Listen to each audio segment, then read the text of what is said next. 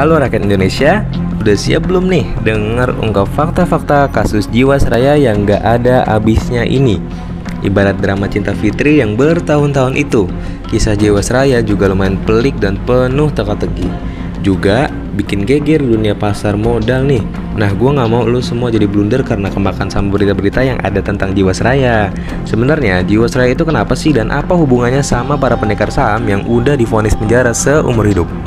Kalau ingat masa lalu, keuangan Jiwasraya sebenarnya udah minus 580% dan hampir bangkrut di tahun 2008. Harusnya sih di situ ada kewajiban pemerintah untuk bantuin Jiwasraya dengan cara nambahin dana.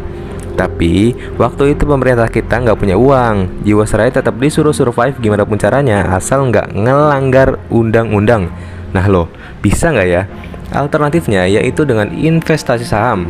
Jiwasraya beli saham di luar LQ45 alias saham gocapan, menyesuaikan dengan kondisi perusahaan pada saat itu. Sebenarnya praktik investasi saham gocapan udah lama dilakukan dan emang udah dapat izin juga nih dari divisi investasi. Konon katanya nih ada 124 emiten yang tercatat bertengger di portofolio investasi Jiwasraya. Tapi cuma Bencok dan Heru Hidayat yang dinyatakan bersalah. Kayaknya emang akhir dari kasus ini udah dirancang sebaik-baiknya. Tahun 2015 sampai 2016, Jiwasraya minta bantuan Bencok dan Heru Hidayat untuk kelola investasi Jiwasraya biar bisa bertahan. Karena pada dasarnya udah ada kebobrokan dari pengelola Jiwasraya, yaitu akibat pengelola ngasih produk asuransi dengan janji bunga tinggi yang harganya nggak wajar. Ditambah lagi juga nggak nerapin guideline buat ngatur aset perusahaan. Gara-gara itu perusahaan rugi, sudah jatuh tertimpa tangga pula.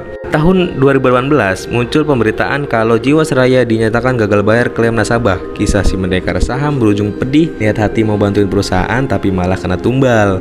Orang-orang yang masih nggak ngerti sama pasar modal atau investasi kudu paham sama prinsip high risk dan high return. Bukan berarti kalau rugi langsung disebut pelanggaran hukum loh ya.